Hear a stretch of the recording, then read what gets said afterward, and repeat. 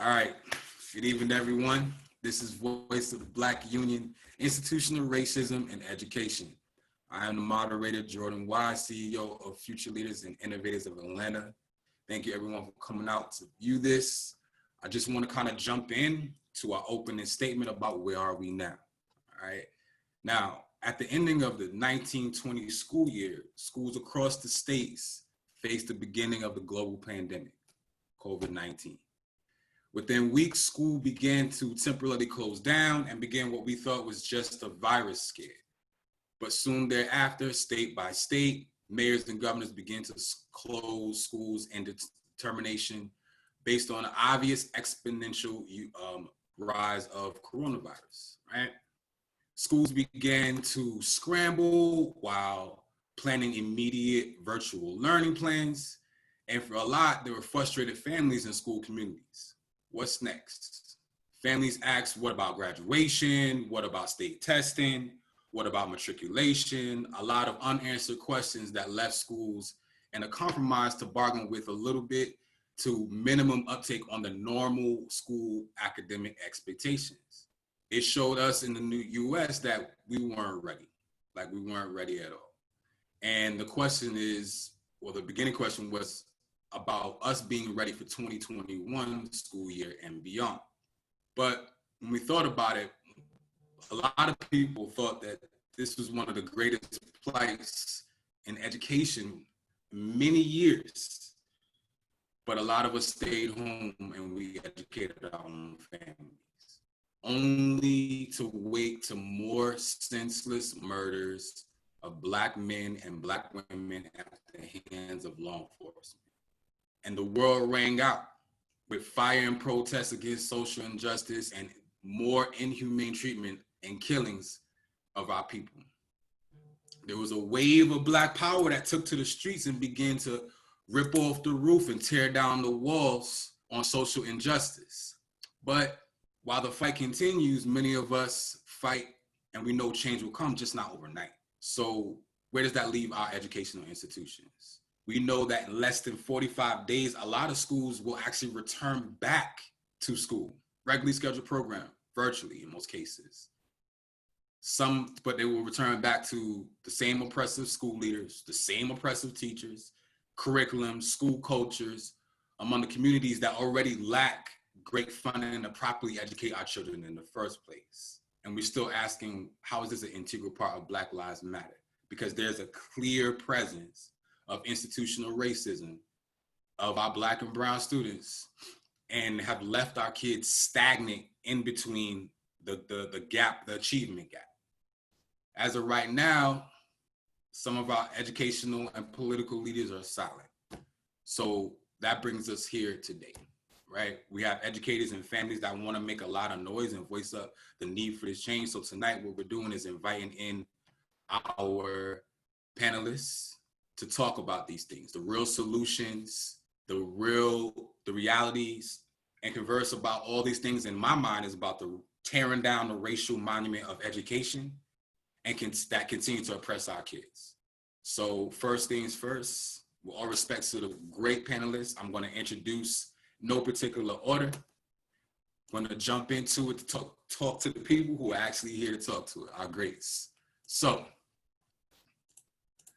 all right, first up, Jenna Solis. As a creator and facilitator of Divine LLC and the Journey Enrichment Program, she has defined herself as a servant leader in developing platforms for empowerment and community connectivity. She's a Bushwick, Brooklyn native and has spent over a decade supporting the voices of youth and young adults in her community. In an authentic manner, she has engagement and openness that formulates safe havens for emerging leaders. With a deep background in organizational leadership and pursuit of a degree in adolescent psychology, she harnesses great appreciation for self-awareness and mental constancy. She's also worked with various organizations across New York, including New York City Mentors, Urban Assembly Schools, Bridgehampton Child Care and Recreational Center, and Who's That Lady Ministries, all under the purpose of developing life-changing messages of acceleration and promise. Next up on our panel is Claudine Miles. Claudine is originally from East Providence, Rhode Island, holds an English degree from Hampton University and educational leadership degree from Georgia State University. As a proud TFA alum, she has worked at Kip Waste Academy, a Title I public charter in Atlanta. During her 10 years there, she served several different roles, ranging from science teacher to grade level chair, gifted coordinator, upper school dean, and dean of restorative practices. She actually won Teacher of the Year and helped lead her school to Charter School of the Year in 2016. In 2018, she actually launched her consulting firm, Restore More, which missions to organize and build capacity with restorative practices, self-awareness, and social-emotional health. Claudine has invested into her community as well as vice chair for Zest Preparatory Academy and on their school board, as well as Teach for America Social and Innovation Fellow, and as a proud member of ACEE Regional Strategies Team, where she advocates for policy reform and school to prison pipeline and gang prevention and intervention. Next up on our team for the conversation tonight, Shauna Brown, an educator, author, and consultant with 16 years of education experience, including 9 years of serving in various educational school leadership positions. And in addition, she is the founder of Teach for the Culture, LLC, with a lifestyle brand and advocacy agency committed to leading and supporting educational justice work in schools. And of course, Leonard A. Wilson Jr., born and raised in Milwaukee, Wisconsin, currently living in Memphis, Tennessee, father of 2, graduate from Christian Brothers University in educational leadership. He is the author of Becoming an Effective Black Educator, owner of Black Scholars Publishing, host of the Black Scholars Podcast and the Three Bitter Kings Podcast, and of course, a 10-year English language arts veteran educator. Welcome, Shauna and Leonard. Last 2 friends to join us tonight, of course, last but not least, Evalaurene Jean Charles, Evalaurene is the founder of Black on Black Education, which is a social media platform and podcast dedicated to supporting Black students. She recently graduated from the City University of New York with a Bachelor in Unique and Interdisciplinary Studies, which her program allowed her to study the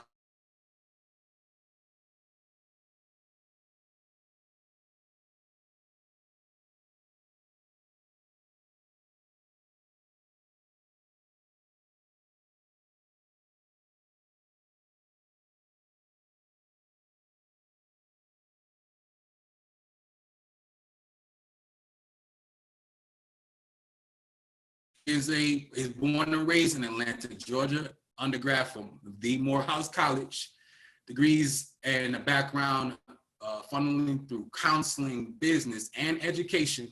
With his 13 years of education, right now he is assistant principal of scholar support at a local charter school in Atlanta, and his oath and personal professional mission is around his drive and passion in school and community development, and to spend his time instilling the power of choice in his students, developing pride in themselves and where they come from. We got a hefty team to talk about all these invaluable things to talk about tonight. Again, hello to you all and welcome to our discussion and our board tonight to talk about the institutional racism in education. So with you guys, we're gonna actually jump into our questions. And remember, we talked about that it was going to be discussed. Are we ready for the first part was going to be, are we ready for 2021 school year? And of course, our main topic towards the middle, which is going to be about institutional racism. So our first question on the docket is actually, what do you think the hopeful expectation is with virtual learning concerning families and children for the upcoming school year? I believe we had Jenna who want to have first thought. Hello, everyone. I first just want to say it is truly a pleasure and an honor to be on the call with each of you. With no exaggeration, it is truly a pleasure because you all have such phenomenal backgrounds, and it brought me great joy just to see us on here, and it made my heart proud. So I just wanted to say that first. With regard to this question, you know, I always have to throw a little humor in there. Initially, with this upcoming school year coming on, my first thought for my 7-year-old was my only concern will be if she brings somebody else's mask home. But now that I have to think about what the virtual aspect of this will look like, you know, I had an opportunity for the past, let's call it 3 months or so, to actually go through the virtual learning process with her. And I was directly able to see areas of opportunity for her that I think all of our schools are going to need to keep top of mind. Let me just say this. I think it is still very premature for any school to say that they have a system in place. As far as is concerned with the virtual learning, I just don't know that we're fully there yet. But as a parent and as a huge advocate of education, I would like to say that the instructional expectations that I have is the reassurance that, you know, the remote learning structure will best suit those within our communities. We've had an opportunity to see the lack of technology that has been provided from the schools. I had firsthand opportunity to see those students that did not have Wi-Fi capabilities in their homes.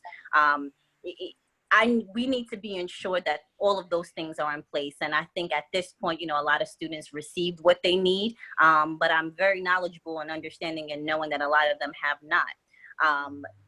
There needs to be a reassurance that our children are not going to slip through the cracks. I think that is pinnacle. As I had been able to, you know, kind of walk through the Eagle Academy module, which is a school here, all boys school here in Brooklyn. And if there is no sense of community, that is something that is easily going to happen. I literally heard from educators that were like, well, such and such lives on my block, so I'm going to make sure I follow up with him to make sure he gets that schoolwork done. There has to be a sense of community and communication in place. So our students getting lost in the crack is another one.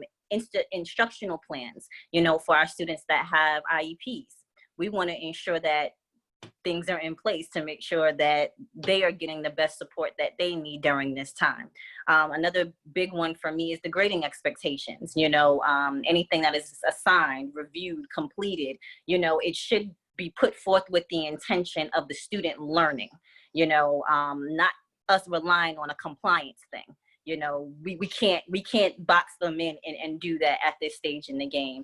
And so with that said, you know, just a greater connection with our students overall, especially emotionally, is key. Like I said, I watched my 7-year-old have a moment of breakdown, and we're talking about, she's a scholar. She's a top scholar, and have moments of breakdown because she's used to using a fat pencil in school, and now she has to use a stylus.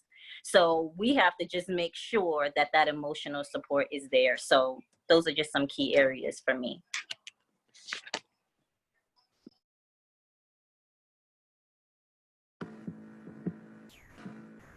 What's up, everybody? So I like to piggyback off of a lot of what Jenna has stated. I think an area that is overlooked a lot of times is that in education, they usually teach to the middle. So with that, you devalue a lot of scholars. And the main ones I worry about doing the virtual learning are those exceptional learners, not just those with IEP. We're talking about kids with 504, English language learners, gifted scholars, and other kids who are, I call them our unsung heroes. You know, they're need additional support. They're on the tier system, but they don't have everything that they require. So you have to reach them in their individual learning styles. I've been part of a Leader Institute during the summer, and I think the biggest thing that needs to happen is learning about the whole child and learn different ways that they learn. So even though you do things online, providing them with opportunities of different ways to express what they know. Just doing a one-size-fits-all model is not going to be the best way to move forward with being able to reach our kids. And during these unprecedented times, we got to be creative. So the push that I really like to see from education is, how are you going to reach every child? And not even every child, you also got to reach every educator as well, because educators got to look in the mirror and recognize we have biases, we have assumptions that we got to overcome ourselves. So you got to retrain a lot of teachers about getting over what you think in the past about what a child can do, and really see where they're currently at and building them up from there. So even though we're supposed to be going to the standards, you still got to reach them at their level and build their standards up from there. So that's, as a newly parent, understanding like, what would be best for my child to be successful and going past just achievement, but look at growth. Awesome. I think that's time for this question. So we're going to jump into the very next one. What are outlining guidelines that have been communicated in your local school district about virtual learning for the 2021 school year? I'll jump in and speak to this one as a parent. And just like Jenna said, super excited to be here with all of y'all. As I listened to y'all bios, I was so hyped for us. So shout out to y'all on the collective work that y'all are doing. It is powerful. But I am a mom to a 5-year-old. And so this is his like first year of kindergarten. It's like such a big deal as a parent, especially as a little person too. It's like your first experience with real school. And we just got an email recently from our district that basically gave us an option to either commit to all virtual learning 5 days a week or 2 days of in-school learning. And so it just kind of hit me when I got that email, like, man, this really is the reality. And then, you know, I'm a full-time working entrepreneur. I run my own business. So what does that look like on those 3 days a week? And then, you know, just in an abundance of caution, is it really safe to send the thing I hold most dear in this world to a place where I can't protect them? And so I think these are just some of the same exact emotions that not only parents are going through, but administrators too, because, you know, the reality is many of them have kids. They're sending their kids to school, teachers worried about, you know, going to school and potentially contracting something. So I think there are a lot of unknowns, but that is at least what here in Atlanta has been shared in the Atlanta Public Schools District. Awesome. And most of us actually are from Atlanta. I know we have some friends from Tennessee and New York. Have you guys heard anything different? Well, as someone who is starting in the classroom in August, it'll be my first time teaching in a traditional sense, and I have nothing, like absolutely nothing. There is no, this is how it's going to be, this is where we're going to go. It's been radio silence so far. So the most that I've gotten is we're figuring it out. And I feel like that's what it looks like for a lot of folks who I've also talked to, that they just they have nothing and they have to prepare for various different scenarios and hope that they can serve their students as best as they can from whatever they get. This is exactly the point. And I know Go sorry. ahead. I was going to Go say, ahead. and hello, everyone, again. Thank you for having me, and pleasure to be with all of you. I'm in Connecticut right now, and we are actually, our governor and our commissioner of schools, commissioner of education is actually, they're on a conference right now talking about potential scenarios for reopening. They've been discussing this since April, when we knew we weren't coming back to school. There are, you know, several different scenarios from everyone coming back and just everyone wearing masks and taking precautions throughout the day, such as, you know, having sanitizer stations, taking the temperature as they come into the classrooms, all students, all teachers wearing masks, to having the K through 6 students in our district come in while everyone else does virtual learning. Another option was having the shifts. And so where students would come for half the day and the other students would come for the other half. So there's all these different scenarios. I kind of echo what I believe Claudine and Jenna said. Is it really safe? That's my number one concern. Are we able to successfully and safely social distance while in school? What about those first graders and second graders? Are they able to keep on a mask all day long? Even for my own child, I sent him into the store the other day just to pick up something, and I was outside in the car and he had the mask on. He hasn't been to the store much since, you know, we've been in quarantine, but he ran in and he came out. He's in there for about 3 minutes, and I said, now how would you like to wear that mask all day while at school? And he was like, but he also hated distance learning. And so it's, how do we make sure that students are getting what they need to be successful academically, but also be safe? And so it's, you know, truly unprecedented and unknown. So no confirmative answer, but a lot of different scenarios, and there's a lot of anxiety I sense in kids, parents, and teachers as well.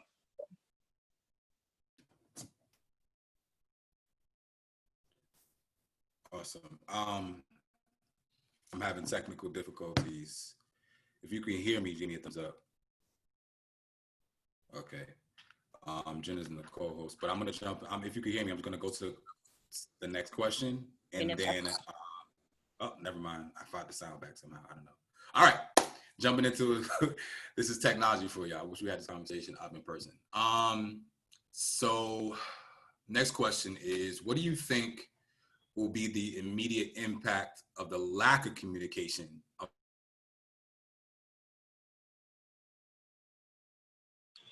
I'm just gonna jump in here real quick. Can you guys hear me?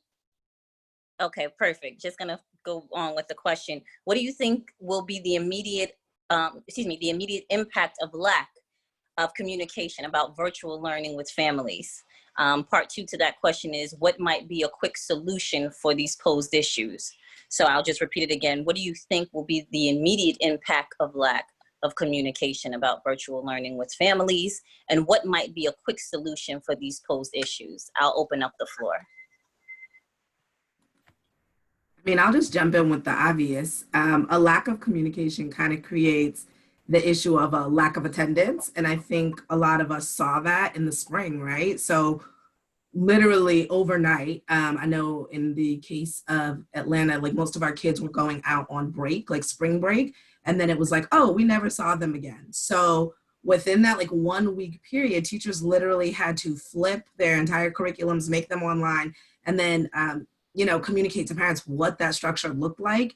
And at that point, honestly, they just weren't ready. Like, how can you be ready for something that you don't know is coming? So we had, experiences where schools didn't have the correct contact information for parents or working emails. And so that might seem like a minor thing until this happens. And then the emails bounce back from like 50% of your student body. So now you're going to have, a good 10, 20% that doesn't show up. But if you're only reaching 50, those numbers continue to dwindle. So I just think it really shined a light on some of those back office procedures that need to be tightened up because it created such a stall in the pipeline of communication. Anyone else? I also just want to say that communication and like building those relationships has to be strong from the beginning. I noticed that this year, a lot of the either parents or the students who tended to disengage more throughout virtual learning already did not have the connection with the staff and teachers. So the more connected they were with the staff, so I work in a high school. They were picking and choosing which classes to go to, depending on who they had the strong relationship with. So like building that relationship early on, having that communication early on. If you had been communicating with parents all year long, you're not gonna you would have known when the number changed or when the email changed. So just making sure that you're in constant communication, building relationships from early on, so that we can, when we do go back home, we can be even stronger with the virtual learning and the communication. Piggyback off both of those, I also say be clear, consistent, and following through. Not just virtually, but also if people go hybrid model, parents gonna buck the system and come every day, and that could be a worry too. So those who got kids and the safety concerns about how many supposed to be inside of a building, and those who are not following no guidelines, that could be a problem as well. So I think, as you all said, it has to be clear, consistent, and schools got to follow through. With that follow through, give support, not just give out consequence or reprimand. Give support about what could be a best next measure to support. And then one thing I thought about, like that might be just a tangible solution, is like using the next 45 days or however many days between that restart to clean up those books, to get those numbers accurately. Really employing that administrative team or whoever is still, working remotely to hit the front, like ground running and collect as many contact points as they can with families, because I feel like that's just one space in which there was a huge gap, and we saw really quickly the impact. Excellent. Can you guys hear me? Cool. All right, we're going to jump into the next question, which is, how do you think school culture and climate will be affected by virtual learning? I know we touched on it, but like, if we just like a quick synopsis about school culture and climate. I'll jump in. I think school culture and climate is so important. It's literally what my career revolves around. And I think, just as Shauna mentioned, like, the kids that are not showing up are the same ones that didn't like coming to your class, that you probably put out, that you were probably constantly in conflict with. And like, they're not coming because they don't like you. I'm just being honest. And we have to be honest with ourselves. Like, some of us struggle to build relationships with certain kids. And I think the more we can actually be honest, acknowledge that, and then figure out how to build inroads, then the more likely we are to, engage that student in the future. But I think that those teachers that haven't had those relationships to start with are at a bit of a loss, but it's not a complete loss, right? There's still things that you can do. And so I would really caution them to think about, as they're, planning out curriculum, what are the things I'm going to do early on to build relationship, and not even focus on content, but how am I going to be seen, and how am I going to see you and value your voice? Because if you don't start out at the beginning of the year doing that, again, you're just going to lose kids as well. Agreed.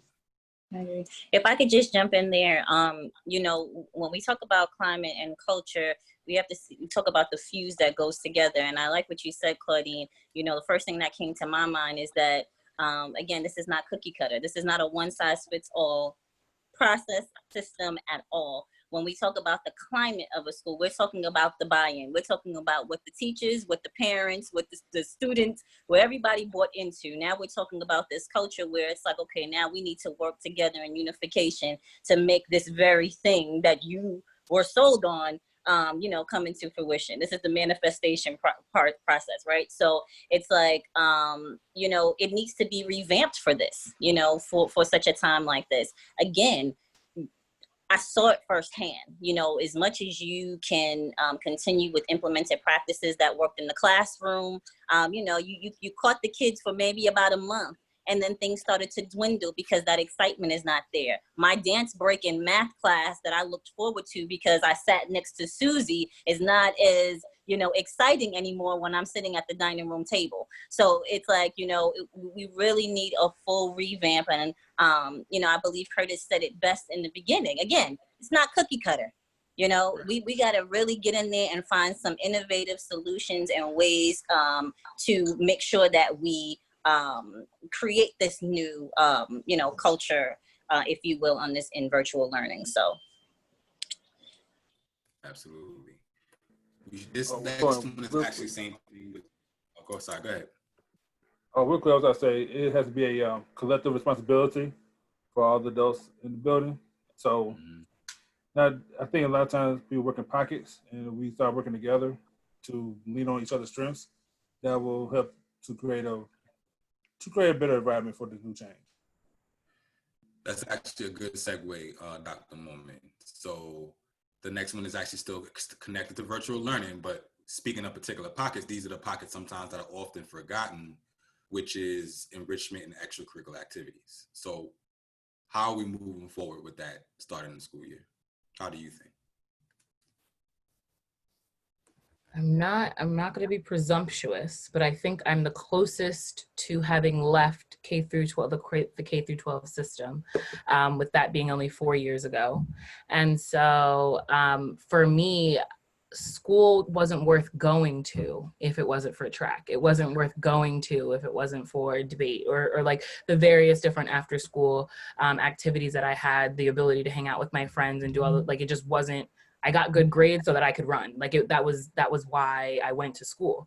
And so we can't pack it up and say, okay, well, it's virtual, so let's just not even think outside of the box of how we can support students in giving them that thing that makes them log on to Zoom. Whether that is having a watch party on Netflix to watch a movie together, or whether that is everybody goes outside together and has a yoga class or what is it that your students love and that your students care about, and how can you create that in a virtual space? We've found that in the last 3 months that we've been quarantined and at home, that people have found ways to connect with other human beings through Zoom, through various other platforms. And so we have to stop ourselves from saying that it's not possible, that we can't do it, because we've seen it done time and time again. And so I don't have the answers in terms of how you do that, but I know that in the classrooms that I've been in thus far, when you put Kahoot on, every single kid gets excited,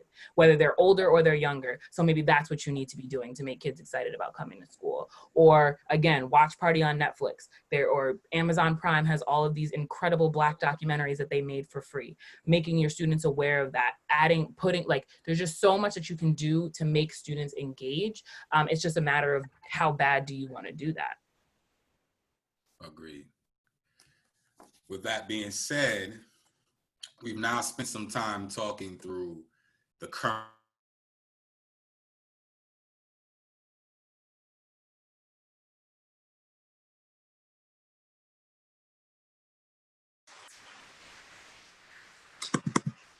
Okay, I believe we were gonna go into the next series of questions.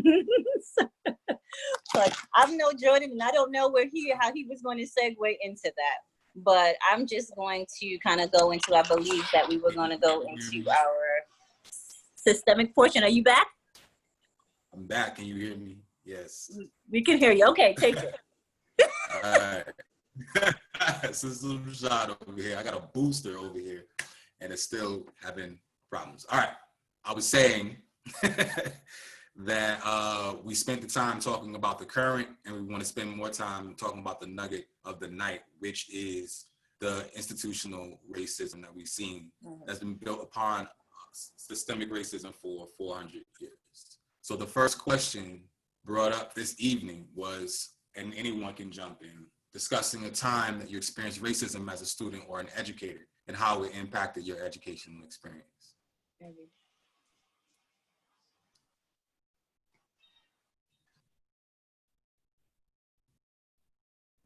I can go. The high school that I went to was in a predominantly white neighborhood in a suburb of Westchester, New York. For people who know New York City, it's right outside the city, but New York City folks don't think that we're from New York. So I went to school there, and I was one of 4 Black people in my class. And in 7th grade, my first year at that school, I was called, I'll say the N-word for, all intents and purposes here. I was called the N-word on the bus and was spit on. And I got detention for hitting him. And he was told to apologize, and it was never addressed again. And the only reason that he even had to have his parents come in was because one of the Black guidance counselors advocated for me. So had she not come into that space after knowing what happened, because she had a close relationship with my family, I don't even think that would have happened. Like, his parents wouldn't have even been called. And so it affected my experience in education, just from the standpoint of, like, for that whole rest of the year, like, I was the girl who got that kid in trouble because I told that he said the N-word to me. And I was also the girl who was angry with the administration of my school for not doing anything about it. So the narrative wasn't like, yeah, she stuck up for herself. The narrative was she was that girl who made everything about race, when, like, how does the N-word be about anything else but race? And so, yeah, it just affected, like, how I came up in that space. And for a very long time, like, it took me a very long time to speak on the extraordinarily racist place that I went to school. And yeah, it definitely, it took me a really long time to stick up for myself or advocate for myself, because I didn't want to feel that same feeling again. Awesome. Anybody else want to add on to this story?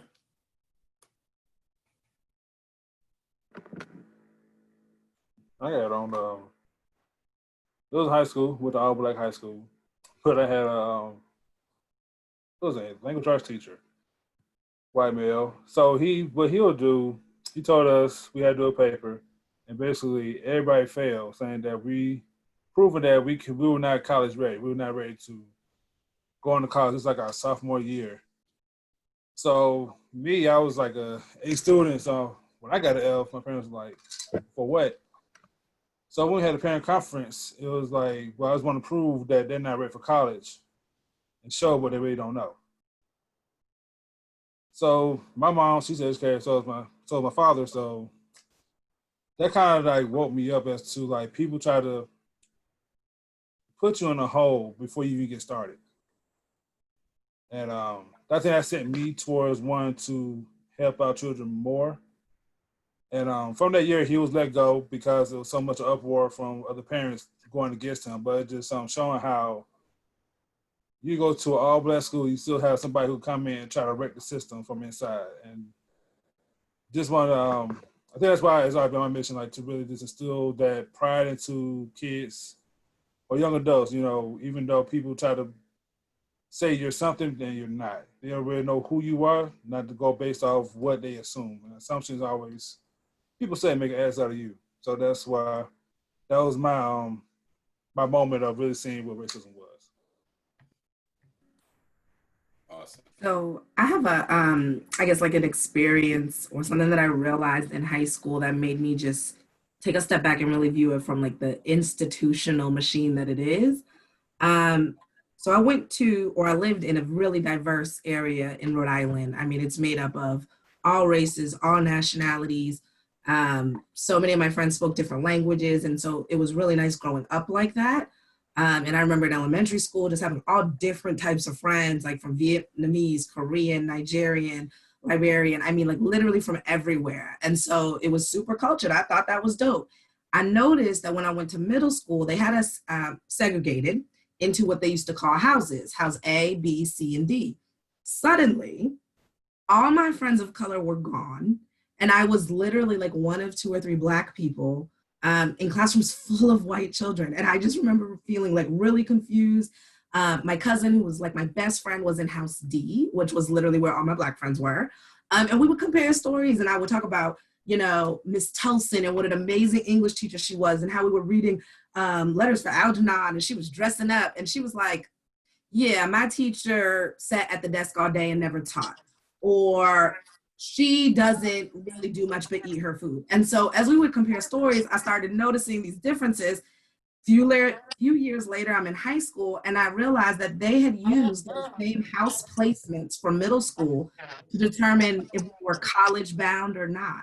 So that by the time we got to high school, it was already determined if you were on a college track. You were getting X, AP, or A-level courses.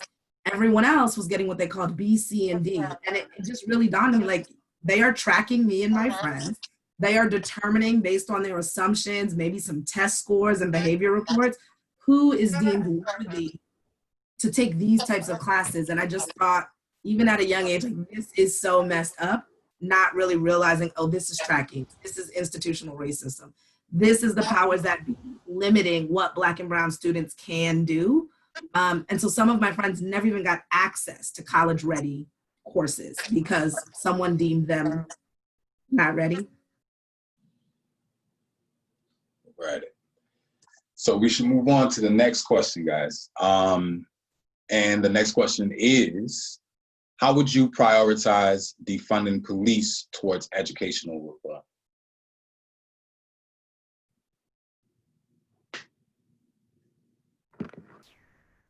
I have one idea is to change the concept of the school officer inside the building. Instead of having them as a force of consequence and fear, make them integral parts of the actual school community. Change their name. One thing I thought of was called like make an A group, adjust and advocate yourself every day. So those who get in trouble, they could work with the behavior investigator to figure out ways to find their root causes, find ways of what helps them overcome whatever obstacles they're dealing with. I think to get outside of what the officer does is try to get them to be more a part of the student life and not something that goes against them. I think being able for them to use the officer as a way of expression and support and guidance, it would be more impactful than going in and saying they're going to take you away to go home or put a negative mark on your report that's going to follow you for the rest of your life. Got it. Anyone in that? I'd like to add to that. Curtis, you were just hitting all the buttons for me tonight. And I like it. It's like tag team over here. I love it. But to your point, you know, one thing that I know here in New York, you know, I had my grandmother actually for 25 years actually supervised what we know here as school safety officers. And, you know, in preparation for this conversation, you know, I wanted to kind of know through her time what had changed with the school safety officers, because for quite some time they were under the Department of Education. And then somewhere around 1996, they kind of segued and became a part of the New York City Police Department. And so for me, that was like the biggest problem right there, you know, that transferring over, that changing of the guards. But what was more interesting is that everything that is implemented in terms of what the school safety officers do, also and inviting in the NYPD for incidents, the principal is responsible for these calls. And so that just made me feel like, okay, hold up, wait a minute, you know, this is starting at the top, you know, within these schools. And so if you're finding that that is the only call that you can make, you know, to keep the levels of discipline in check, then that's a huge concern. The other thing about it is when we talk about the police, in terms of priority, police need restructuring. The police departments need restructuring. There's a lot of states that have already gone forth and implemented such restructuring. But I can say here, again, can only speak for New York City. But when you are calling 911 and you have this force that's taking on everything, that's a problem. Okay, New York City saw the highest suicide rates with officers between 2019 and this year alone. So now my thought process is, if we have a mentally unstable police department, what are they bringing forth into our schools? What are we experiencing? What are some things that we're really seeing? You know, there's something wrong with this narrative here. And so for me, that's a problem. The other thing is, and this kind of ties into our conversation later on, or I think our next question, this is kind of like the setup for the pipeline to prison. You know, the students, they're not seeing, you know, these safety officers. They're seeing these police officers that should only be there in times of injury or a true danger, right? So now this is the setup to that. This is what they're exposed to. This is what they're seeing. And so, you know, now, I mean, I'm going to call it what it is. It's the setup for the road to criminality, for lack of a better term, you know? And so I truly believe we have got to be educated. We have to pour into our educational systems. The police department needs full restructuring across the board. So that's just my take on it.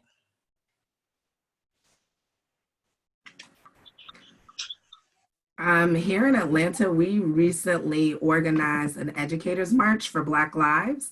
And it was literally like with all of this in mind, like we spend billions to fund our police departments, but we don't fund our students, right? Everyone wants to say that there's such a value in education, but we don't put our dollars behind it. And so we marched to the Capitol. We then mobilized all of the folks that came along with us to actually send an email to all of the school board members, to the Department of Education members, to legislators that make laws around this mess, to say, here are our demands, and reallocating this budget is absolutely one of them.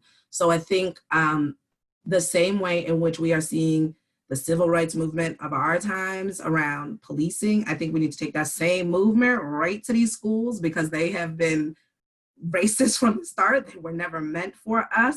They haven't changed for the betterment of us. And so at this point, I'm like, okay, foot on the gas until we get what we need for our kids, because asking nicely, voting, all of those things, y'all don't seem to listen to. So let us take a more courageous stance and actually fight on behalf of our kids, because unfortunately, some of the ways in which we are taught are just not working. And yes, we should still vote and do all of those things. I'm definitely a proud voter. I get my little peach vote thing every season.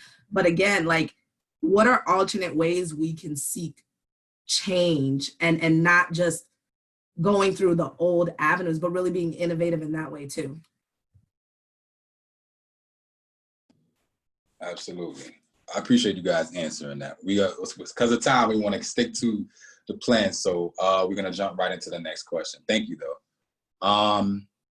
So the next question is, what institutional outliers in our schools and school districts do you think will mostly align with the idea of pipeline to prison?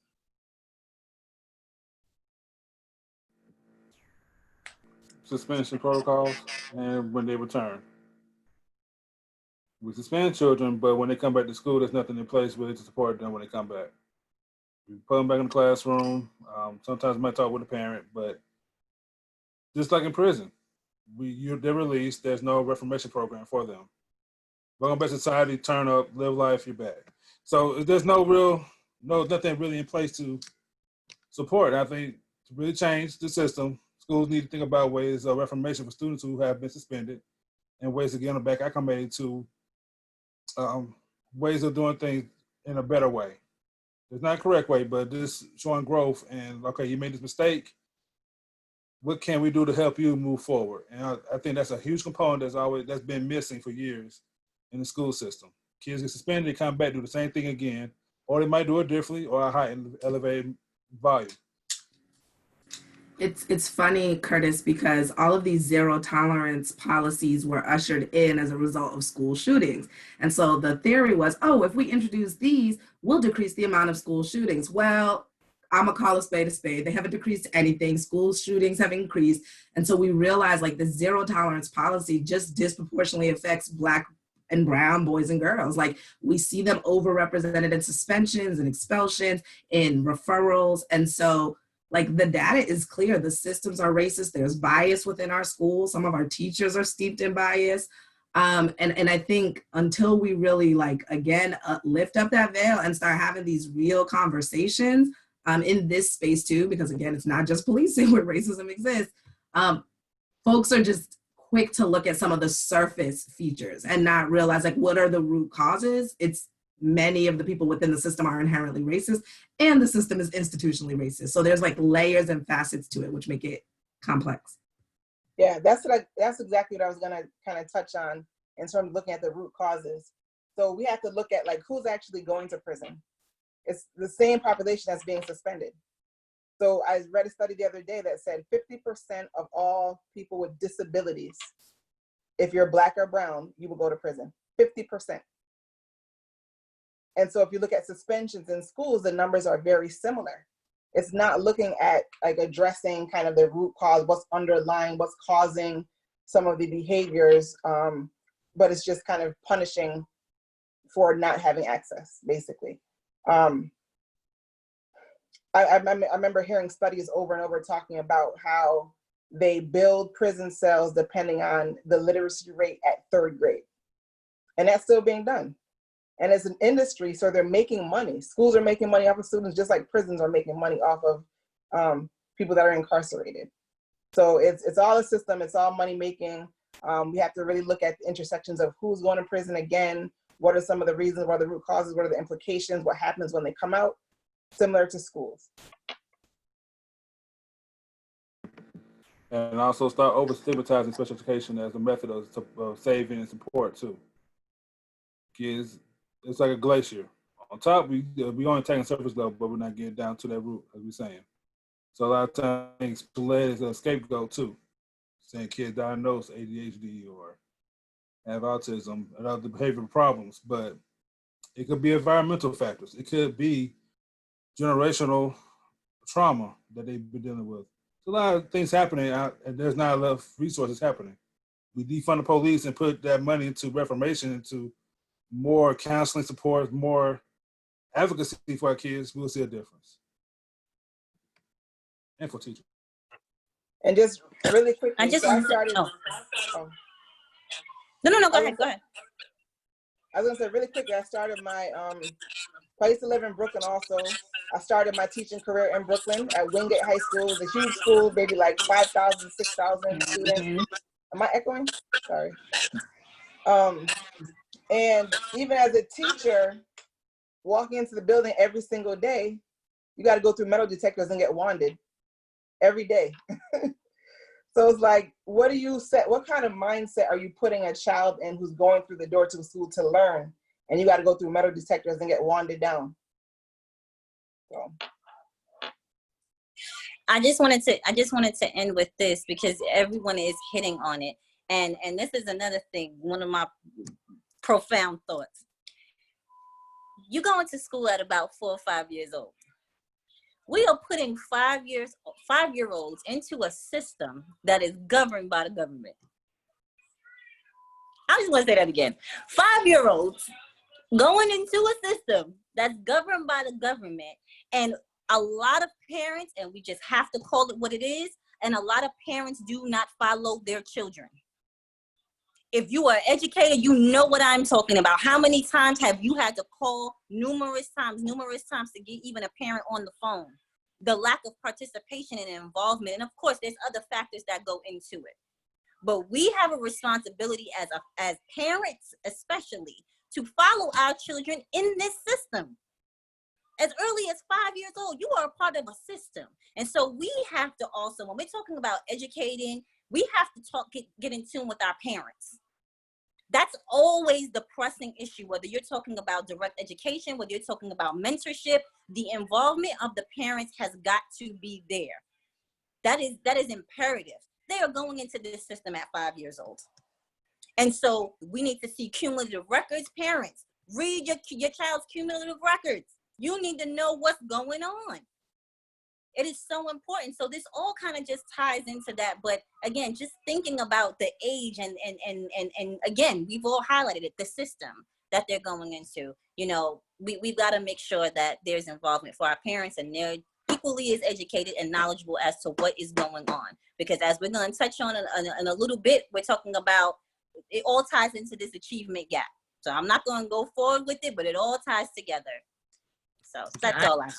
And I just wanted to add to that really quick, because I know we're pushing into the next question, but my younger sister is about to have a baby, and not the most ideal situation. She's young, she's 20 years old, she's about to have a baby. But what I have continually stressed for her is that what Jenna just said, school is the supplement to children's education. That's the supplement. You as a parent are in charge of what she learns and what she knows and how she grows and what she understands.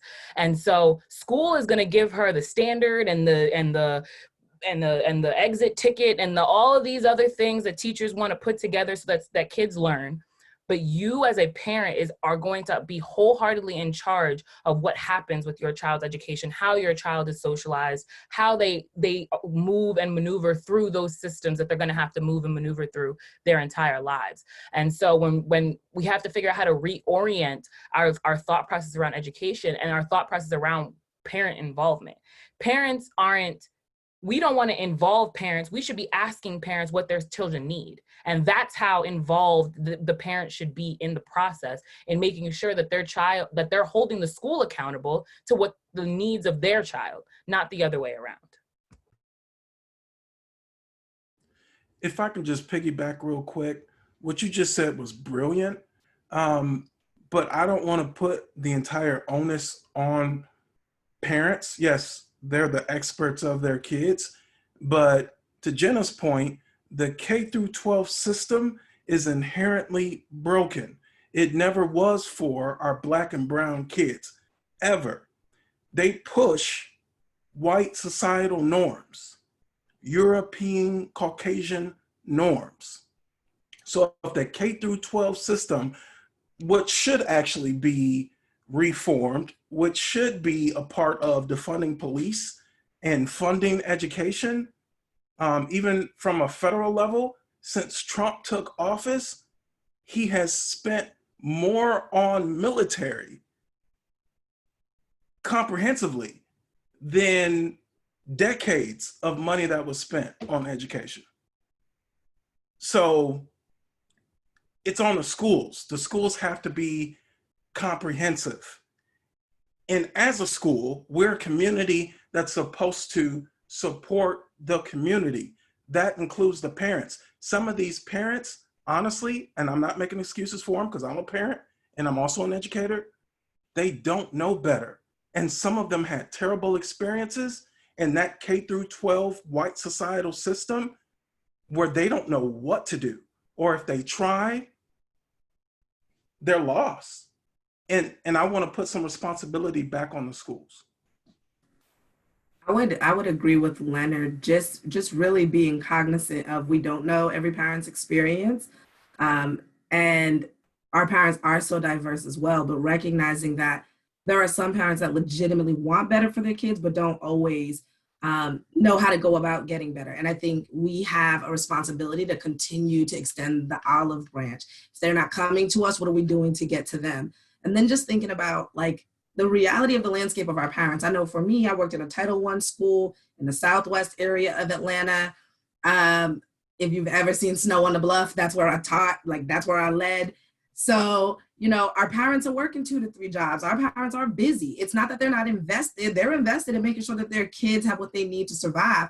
But we had to really get creative when we thought about inviting parents in. So if that meant having dinner, okay, mama, I got you, there'll be dinner. If that meant having a room where the kids could go so the parents could engage, okay, we'll make sure we do that. And then there was always a way in which we tried to just incentivize coming. So if it was a $50 grocery card, anything that is going to entice people to come out, like folks are busy these days. It's so easy to just dismiss something.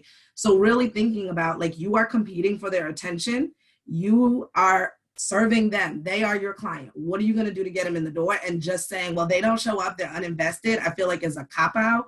And we just have to continue to do that work, regardless of how challenging it is. And I still would agree that there's like a responsibility that every parent has, but when we realize some parents aren't capable of giving it and they need a little support to get there, how do we hold their hand and help them to show up to become that better parent?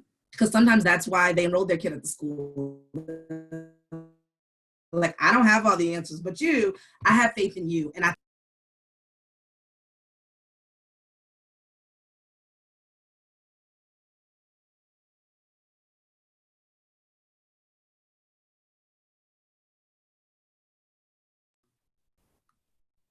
It's great building off on each other, everybody. I appreciate that. Am I echoing?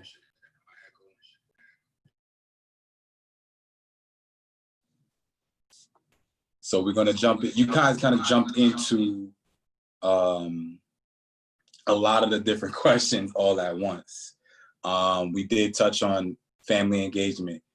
Remember, what we're trying to do in this second portion is trying to look through the lens of solution. So I want to go back into some of the things we already talked about, but again, the purpose is like thinking through the lens of solution. So going back to what we already touched on about the achievement gap, considering grading, standard test scores, dropout rates, all those type of things that involve it into the academic performance of the students, thinking about institutional racism, what do you think, and how it's affected and all those negative effects, what do you think could be right now solutions?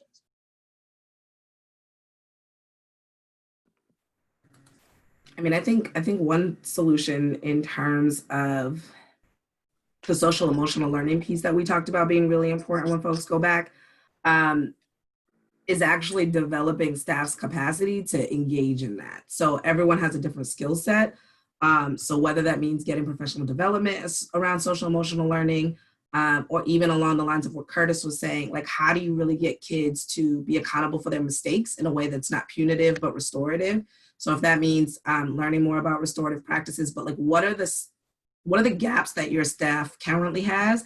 And then how do you as a leader think about closing them? And I think sometimes, especially with students of color, because there is so much inherent bias, like we have to learn new ways to approach them. And I think starting with relationship is always going to be an area in which I try to ground educators because it makes the work that much easier.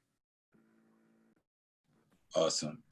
I want to kind of jump into another piece. Still the same thought about solutions. And when we talk about institutional racism and how it's affected our kids, let's look through the lens of special education.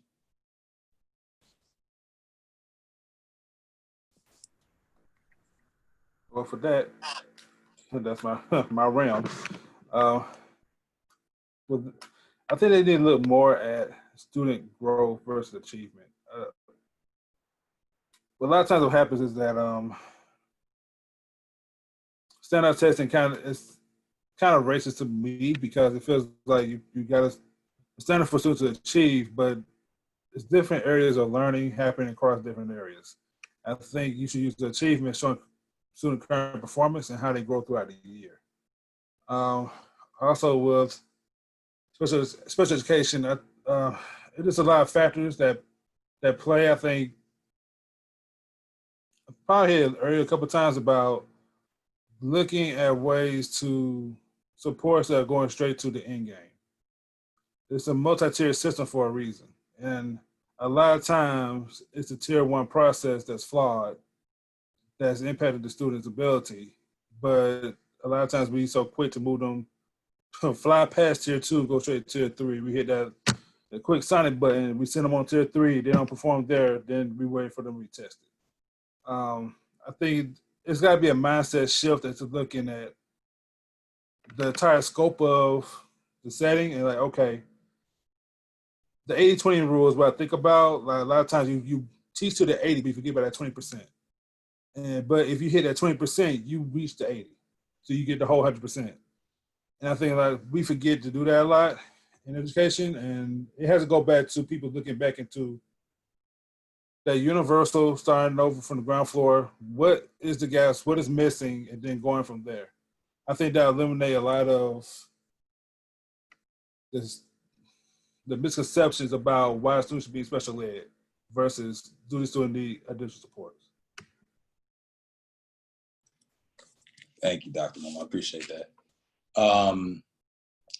Just still same lens of solution. We did talk a little bit. We did talk a lot about family engagement, but still thinking through the lens of solution, communication with families, and getting them to buy into what a change could be, what could be a possible solution for kind of like tearing down the monument of racism with families at our schools. I think one of the things is they need to be at the table even more. We need to make sure that they're at the table more. Even with many of these plans about reopening the schools and how it's going to look going back, I'm not seeing a lot of parent inclusion in these conversations or student inclusion in these conversations. It's mostly at the policy level. So I really think that parents need to have a seat at the table more. We have to make that or help make that happen at schools and communities. And I think that's one thing that could definitely help in terms of closing that gap and having the voices be heard and having the voices help to impact what's going on at the school level. Great answer.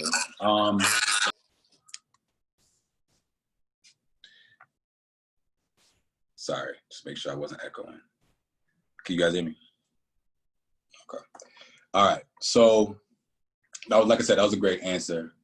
This one, I feel we could dig a little bit deeper even with time. Still through the lens of institutional racism and how it's impacted our schools, specifically through the Black representation in school leadership. Solution, thought. I mean, I think we are clear that there is a lack of diversified leadership across the board. Like we had talked about a little bit earlier, 80% of educators are white. And that's not even the leadership. The leadership stat is actually much higher. And so when we think about the students that these individuals are serving, are they always the best fit for that school, for that community, for those children? And so I think to really shift that, we've got to start looking at some of these teacher certification programs, some of these principal certification programs, start looking at the assessments, because similar to what Leonard was saying earlier, like we're all moving through this maze that was never designed for us to win. And then we're wondering why we're not achieving at the same rates, right? So how do we, in recreating, reforming, or tearing down this system, how do we create new pathways to leadership? One of the things that I always appreciated within the network that I started in, which was KIP, was that they carved out their own pathway to leadership, which is why within that organization, you're going to see lots of Black leaders. My entire leadership team was Black. Almost all of the principals in Atlanta at the time where I was serving was Black. And a big part of that was because they removed some of that bureaucracy and just said, we're going to bring the best leaders for these kids. And I think sometimes there's a misconception where it's like, oh, if I'm hiring Black staff, I'm lowering the bar. And I think that's ignorant. It's like so quick to be assumed that like this candidate is lesser than, rather than the assessment itself is flawed or the assessment is institutionally racist and biased. And I think that just speaks to like the individualist spirit in America. But if we're really going to bring, you know, more Black leaders to the forefront, it's empowering the ones that are in the pipeline. There's tons of talented assistant principals, even grade level chairs that can be coached up and get there. It's just, are we investing the money and the time and the resources into those folks? To piggyback on what Claudine said, and being 10 years in the classroom and looking to make that transition into leadership, we definitely need to look at our teacher certifications and teacher preparation programs to start eyeing that talent at the university and college level, even the, what do they call it, the fast track alternative level, whether that's Teach for America or the New Teacher Project. You know when you have a good leader or potential leader in the classroom. The other thing I'd like to say about schools and districts, much to like what Kip did, there's nothing that's stopping them from creating their own programs to promote leaders. Leaders recognize leaders. Like we quickly, easily recognize each other. So I don't understand why it's so difficult to make that transition, because I think the numbers were about 10, maybe 11% overall of leadership. And it's less than that for Black men, period, where in certain concentrated areas, like she was saying in Atlanta, you might see a lot of Black and brown male leaders, but you go somewhere else like Milwaukee, Wisconsin, and you rarely see a Black teacher or a Black leader. So we need to put the pressure on the districts and school systems as well to make sure that there's even an informal system to help develop potential leaders. And some of that starts with giving classroom teachers opportunities outside of the classroom, even if it's just on a part-time basis. The thing that got me into leadership was my principal approaching me, saying she sees something in me, she sees potential, and she gave me an opportunity for 2 years where I can go into my peers or colleagues' classroom and I can give them feedback and I can help coach them up to a level where all students are learning. So then my impact grows. We need programs like that. I just wanted to first say you each hit the nail on the head, especially as it pertains to the educator's perspective and what needs to be done there. I would go a step further and also employ that we re-identify the why for our families. We re-identify the why because, and again, this goes back to what we're leading up to, this whole achievement gap. There has to be a why as to why things need to transition in this way, why we need to have more Black leadership represented. You know, they need to understand, okay, yeah, the system that is currently in place has been one that we have all been a part of. Let's just call it what it is. Everyone in this call has been a part of this system that requires reform, right? And so again, educating our families, educating our parents, you know, having them to understand why we want to see this leadership. The other thing is developing confidence in our families. Because let's talk about it for 2 seconds. If we're going to talk about resolve, we have got to talk about let's call it the fear factor of, well, let's just say we have this predominantly Black school that's led by a Black leader. Is my child going to still get the quality education? It's just like, let's talk about it. It's just like, you know, when you're shopping around and get some things repaired on your house and you're like, do I want to patronize this Black-owned business? Can I entrust that they're going to get things done on time? And, you know, these stigmas that are sometimes, you know, put upon us. as business owners, as educators. And so I feel like we have a responsibility to, you know, develop that confidence within them. I was just reading an article of a principal who is Hispanic here in Brooklyn.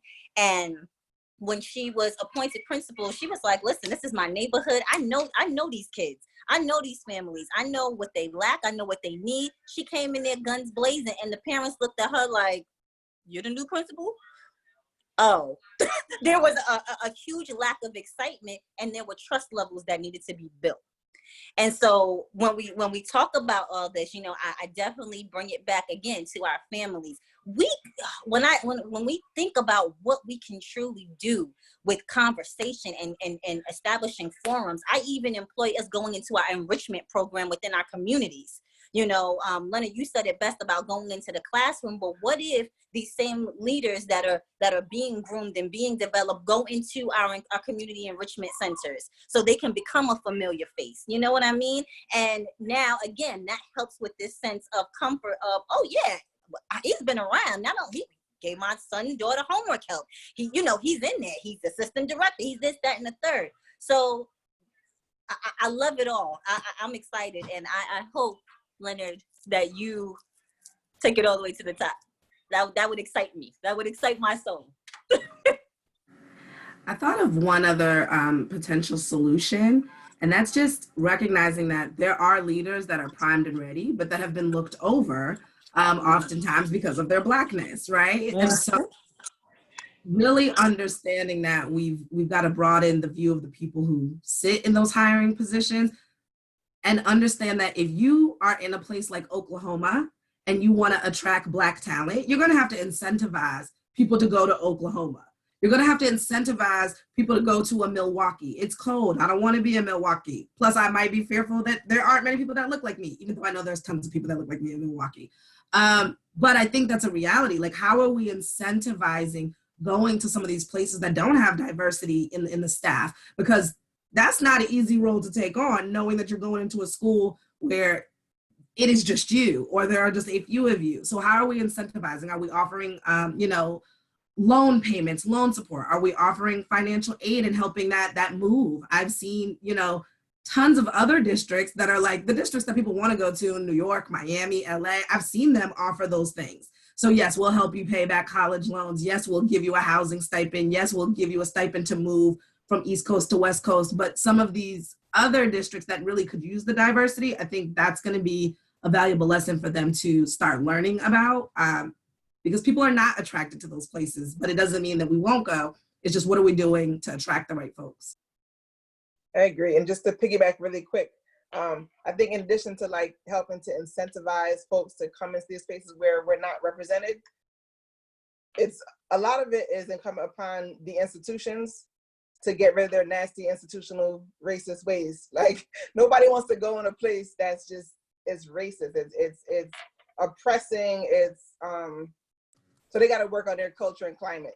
They got to work on, you know, dismantling that systemic oppression and racism within their nasty institutions, so that people will want to go there and they'll feel safe being in those places. I can want to save the kids. I can want to save the kids all day, but I don't want to go to the sunken place. So I don't know.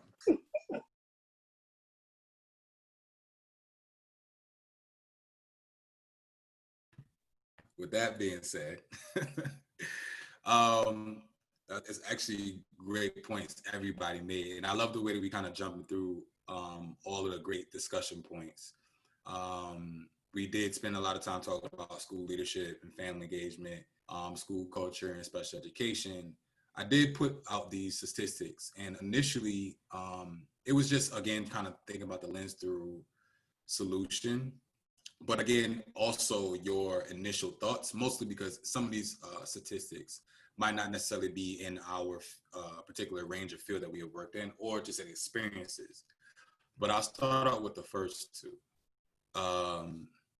We have, okay, Black students are more likely to be suspended from preschool than white students. They are made up of 18% of all preschoolers, but represent almost 50% of all preschool suspensions, compared to white children, who make up 43% of preschool enrollment, yet 26% of receiving suspensions. Initial thoughts. Now, I know a lot of us may not have had experience with preschool, but I do think this is a very interesting fact that's not often talked about or overlooked very often. School to prison pipeline at its finest, criminalizing children. Yeah, I am the oldest sibling of 4. Grew up in a household with substance abuse and just various different things that were not conducive to showing up as our best selves all the time in the classroom. And my brother has been, I literally couldn't even tell you how many times he's been suspended from school. And I think back now with my educator hat on of like what could have happened, what would have been done, what needed to be done when he was in preschool to get him to where he needed to be. And so kind of thinking about back in our conversation about parent involvement and what that looks like, well, what would it look like for the school to have engaged with my mother and understood that our home life, I went to 7 different schools in 7 years. And so if I come to a new school, I don't know anybody, I don't have any friends, I don't know any of the teachers, I don't look like half the people who go to school here, and I have 3 siblings to take care of. And so it's that complex tug between how much of my time as an educator is spent on what the child needs outside of ABC 1, 2, 3. And I think often we, not me, but we, and not us on this call, but we as the greater kind of word of educators and teachers, that's probably what the biggest difference between an educator and a teacher is for me. A teacher takes what the curriculum gives them and gives it and spits it at kids. Educators fulfill and try to create and cultivate the whole child. And so that statistic for me isn't jarring just from my personal experience, but I think it just goes to show exactly what Claudine said. It's the school to prison pipeline at its finest, criminalizing behavior that is absolutely normal for young children, and criminalizing behavior that even if it's not normal for young children, the reason is probably something very, very scary and should be something that's getting addressed, not kicking kids out of school. I also say, to piggyback off that, is it's kind of like you see now in the media. It's all about the narrative and the label. You have a black kid who doing the same behaviors as the white child. Black kid be labeled as fidgety and aggressive, but a white kid can be labeled as active and exploring. So a lot of times it's the narrative and the biases that's built into whoever leading that classroom as to why you see a lot that's happening. We said earlier about choosing what business to use. It happens a lot, and I taught pre-K, and that people, and sometimes it also happens within the staff about, well, I dealt with that family before, so I know this kid will come up with problems instead of looking at the child. And that happens a lot too. Putting no biases out there first before getting to know that child as well. And I can speak as a parent really quickly. I was writing about this today, actually. When my son was in preschool, he was the only, in his pre-K 3 class, he was the only Black student in his class. Black boy, he's taller than the rest. He was like in the 95th percentile in height. And so there would be multiple times where all the kids at 3 years old are doing like kid stuff, you know, throwing stuff or whatever, kids, you know, 3-year-old stuff. And he would be the one constantly corrected and being reprimanded and being put in timeout and being like I'd get, you know, letters when I came to pick him up. And when I said, you know, well, all the kids doing the same thing, they said to me, well, he knows better. He's bigger than they are. He was the same age, just taller and a Black boy. And so they automatically said, well, he knows better. So it still stings. I don't even want to comment on it because it hurts me to the core. Adultification, don't we love? Right. Thank you for that vulnerability, Shauna. I appreciate that. That makes the work even more passionate for all of us. We only have 2 more questions, my friends, for the evening. And for this one, I'm just going to just do one more statistic, and then we're going to talk about the ideal school. So this particular one was kind of close to home to myself. Being a dean of students in New York for about 3 to 4 years, I walked into a school where they were restrained and restrained often. And they were brought off to a place called a cool-off room. So as I rule in this last statistic, I really do, on the personal and professional side, I do really want to hear your takes on this. But Black students represent 19% of students with disabilities, but also represent the 36% of the disabilities of students who are restrained at school. So not just thinking about students with disabilities, I just found this particular statistic, but also thinking about all of our Black and brown kids who are restrained at school.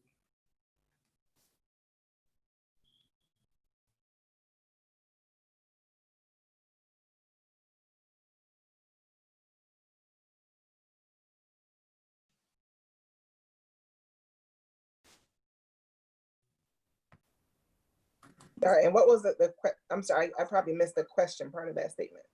So just thinking about, remember we were talking about statistics and your initial thoughts around it, even if it does connect to institutional racism or just the disparities between and what was happening in our schools, just thinking about the numbers, the percentage of students, 36% of them labeled with disabilities, that high number are taking over the majority of the kids who are restrained at school. Your initial thoughts? One of my initial thoughts is just how much power leaders have in situations like this. So I guess back to Jenna's earlier point, as a former assistant principal, I can definitely recall on a handful of occasions where there were students that needed to be restrained due to them trying to either physically harm themselves or them trying to physically harm others. And so the staff that was restraining them was certified in restraints and was trying to do this, like, you know, in the most appropriate way without causing or inflicting harm on the child. But sometimes these incidents would last for a while based on how long it took said scholar to de-escalate. And sometimes I'm talking about like 14-year-old boys who are quite large. I have a son, he's only 5, but he's like half my size at this point, right? And so I literally remember in several of those instances, there is this moment where somebody is bringing up, well, should we call the police? Every time somebody is asking that. And I was always like, we don't call the cops on our kids. And you can get mad at me, you can report me, you can do whatever you need to do. I will stand by that. But we're not calling the cops on our children, period. We will wait the hour. If that's how long it takes for BJ to calm down, we will do what we need to do.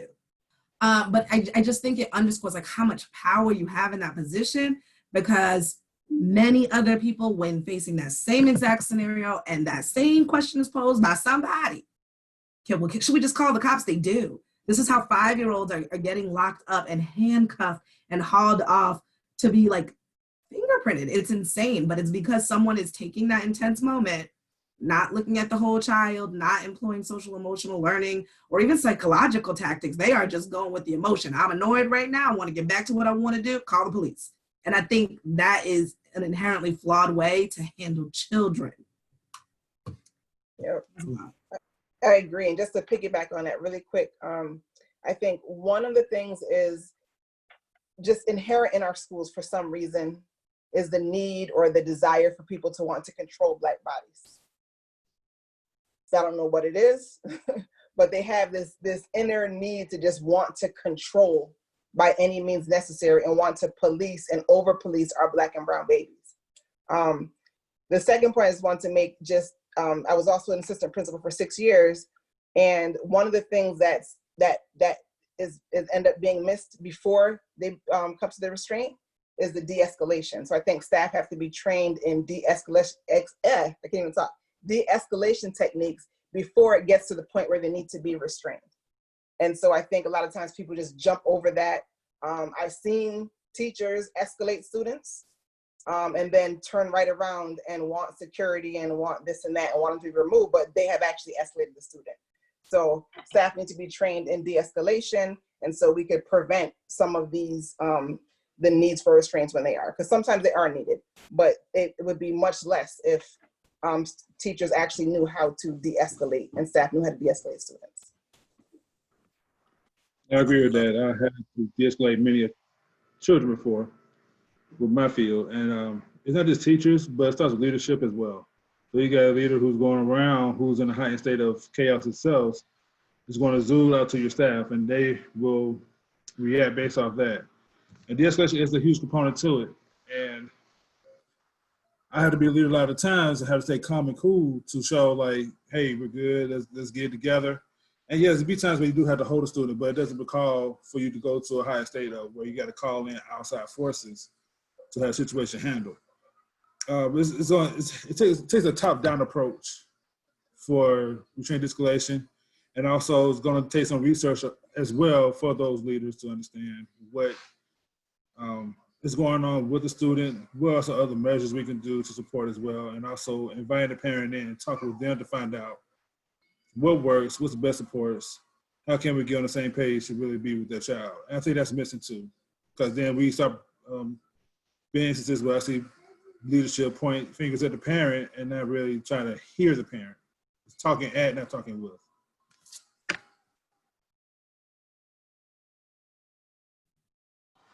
I would agree with each, if I can just say this, I would agree with each of you with that. And as you were talking, I was thinking about two different scenarios. I have a cousin that's down in Atlanta that teaches, that has told me about various scenarios where she's had a student go into crisis, and, you know, or it was on set by another leader in the school that had no clue and how to, you know, deal with this child. And would constantly, you know, she was marking his, as my cousin as his teacher would mark his progress, and knew that, you know, I know what his triggers are. I know what it is, you know. And she had a scenario where she had the young man was drawing, it was Christmas time, and he was drawing with red marker on his hands. So she had already told him, you know, we don't draw on our hands, we draw on paper. But he was sitting calmly. That's what he was doing. And another educator came in, or I think an AP came in, and was like, well, what is he doing? Got him all riled up. He starts flipping over tables. And she's like, now, why, how did we get here? How did we get here? Who is he hurting by drawing on his hands? But, you know, and I think of my mom, who's an AP in a school, all boys school. So when you guys talk about these big boys, and I have witnessed with my own eyes, educators 6 foot and better that approach these young men, and they're like, we're not hearing, and that are in crisis. And she's able to get them in check because they just know, okay, we don't play with Miss Dixon. Like we're not going to do that. And it's not a restrain you. It's a come in here and have a seat for a moment. Take a load up, breathe, you know? So I think it's the relationships. You guys hit it. The relationships are also key. That also plays into that collective responsibility I was saying earlier. Everybody knows, if everybody work together, know these kids, know what's going on, you won't have moments where somebody's coming in and set up a situation. You ain't trying to set it up and have a whole movie action scene. Let's come in here, calm down, chill out, get back together. Kumbaya. Mm-hmm. That's it. And I think it's also a matter of being willing to be excellent for our kids. You have to be excellent for our kids. It means knowing them, knowing their triggers, knowing what supports they need, knowing how to manage if they're feeling escalated, if they're, if they're feeling emotional. It's being excellent for them and showing up and being willing to be excellent for our kids. And that, my friends, is a great segue to the last question. So because we're short on time, I just want you to maybe summarize a sentence with the thought in your mind. I know that's really hard because we talked about so much tonight, and particularly because if we were to sit in the room and formulate our own schools, would be, of course, there's a lot of work to go behind it, but in your mind, in a couple of sentences, create your ideal school. Or maybe in some way we can combine our ideas, but in your thought, what is the ideal school? What is this? I'm not going to say a lot. I'm just going to say a sentence so someone can pick up from there. So the ideal school would allow for students to actually learn from their mistakes, repair that harm, and grow so that they don't keep making them. An ideal school is a school that students want to come to. The ideal school is inviting for everyone, parents, stakeholders, and especially our kids.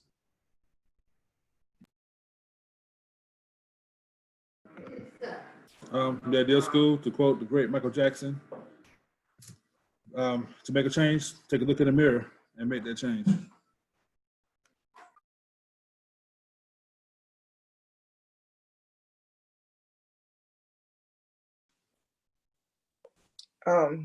There's love within an ideal school.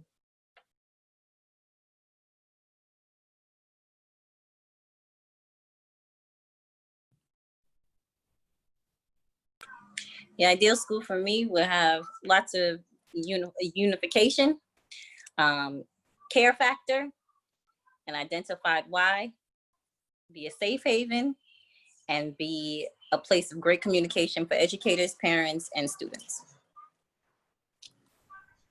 The ideal school would center Black students in their learning.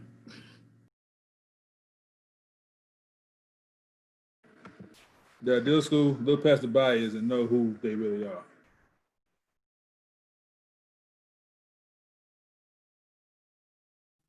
The ideal school fights for their students rather than against them.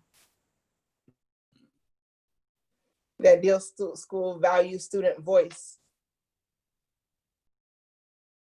The ideal school has representation where kids can see themselves in the leaders in the school.